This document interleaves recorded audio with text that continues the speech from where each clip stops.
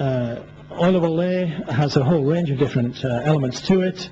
One of them is Olay Regenerist, targeted towards people who wish to essentially renew and keep their skin in a vibrant condition. What that means is that our products have to provide some sense of aspiration, some sense of satisfaction, which goes beyond the functionality. People asked a question about the BMW Mini when it came out. What was so special about it? Well, obviously it's a BMW. It's very functionally sound. But a designer that I know said words to the effect of, it's the only car that when it comes around the corner you smile. And it's that sense of delight that is part of product development today. Product development is this holistic thing which includes functionality and it includes design. So at the end of the day, Procter & Gamble said, we can only deliver what the consumer wants today through this combination. We can't do it with chemistry. We can't do it with physics. We can't do it just with engineering. We have to do it through a whole holistic approach to the way we do our work. I'm going to give you a couple of examples, then I'm going to talk to you a little bit about how we essentially are inviting lots of people in this room, many of whom will have ideas which are appropriate to our business, to help us. And the Design Network North will be part of that process. Yeah, I'm going to give how many people in this room have used Gillette Venus Embrace? None of the men, I suspect. Although, frankly, I can tell you a story. I did once present to a group of people, at least this big, about Gillette Venus when it was first launched, because I was heavily involved in that. And I asked how many people used it, and 7 women put their hands up, and 1 man. And I was quite shocked. Okay, but he said it was good on his knees. Don't ask me. Just don't ask me. I moved on swiftly, by the way. I'm going to take this as an example of the way in which design, from a product development point of view, as well as a straightforward aesthetic point of view, impacts on the way that we do our work. What could we have done is a question I often ask myself post-developments.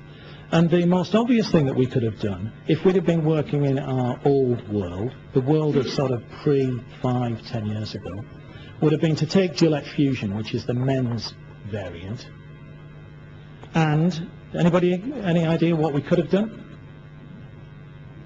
Well, it's fairly straightforward. We could have made it pink. Yeah, I mean, that has been the most obvious thing to do, and this works pretty well. By the way, people do ask me, why are there 5 blades? Okay, well, they work better because there's a hysteresis on the skin, which is very important when you're cutting it, and 5 work better than 3. The engineering associated with putting together a 5-blade razor, by the way, is incredibly sophisticated. But we could have made that pink. We didn't do that. And we didn't do that because we really had to understand the functionality that the women wanted in the way that they use the razor. I mean, I don't know this, obviously, but women shave in the shower. And there was another interesting thing about the difference between women and men in shaving. Men shave until the blade cuts them, and then they change it, right? Women don't like to be cut, so they obviously change the blade earlier. And I learned a great deal about the difference between men and women in the context of shaving when I did the work on Venus. But we designed some unique functionality for women. And this is not, this might sound trivial, but in fact it's very, very central to design. We changed Fusion quite radically, which meant extra costs, I've got to tell you. And costs are something that we desperately try to avoid. Complexity is something we desperately try to avoid. But we put in individual spring mountings for the blades because women's skin is somewhat different, particularly where they use the product. It's not just, well, obviously. And we put a moisturizing ribbon around the blades because we felt that was something that was necessary. We gave a new soft grip handle because it's used more often in the shower, and we gave them a shower holder system as well. The soft grip handle is an elastomer, newly developed, and specially ergonomically developed for women, which is, in fact, if you look at the two razors, they're completely different, even though they use the same fundamental technology, which is the 5-blade design. And we made it green. I don't know why we made it green. We could have made it pink, but anyway, we designed in a colour. And I think the important thing that Wayne said this morning is that design is holistic. Design isn't just the way things look.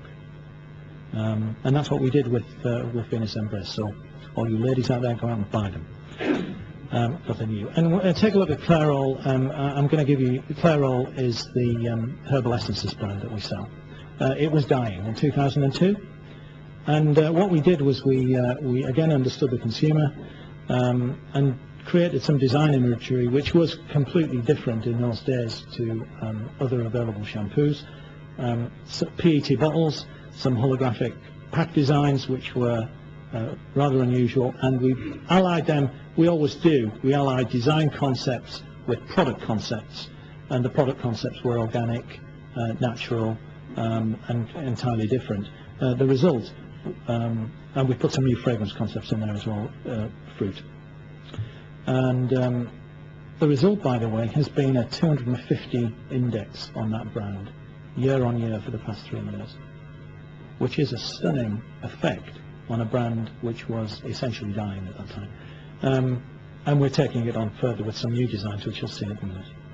So, design from a product development point of view and design from a targeted consumer point of view, absolutely vital to Procter & Gamble today. Much, much different to the way we dealt with products like this one in the past.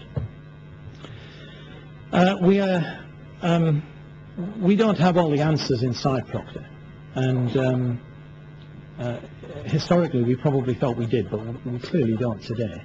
And we've got an approach today which, instead of it being research and develop, we call it connect and develop. And this is a strategy which is an innovation strategy which we have established since about 2002. And I just wanted to say a few words about that because it has a lot of relevance to design networks. Connect and develop, essentially we decided, and we decided it top down, that we would acquire 50% of ideas and indeed apply 50% of ideas into the marketplace externally, whereas that was significantly less in days gone by. The focus was on ready-to-go technologies which are already cooked, on which we could apply our brand equities, because it's our brand equities which are our core business-owned things. Cooked ready-to-go products and designs, disruptive technologies and designs, and commercial designs and innovations. What we used to do was take technology leads and reduce them to practice.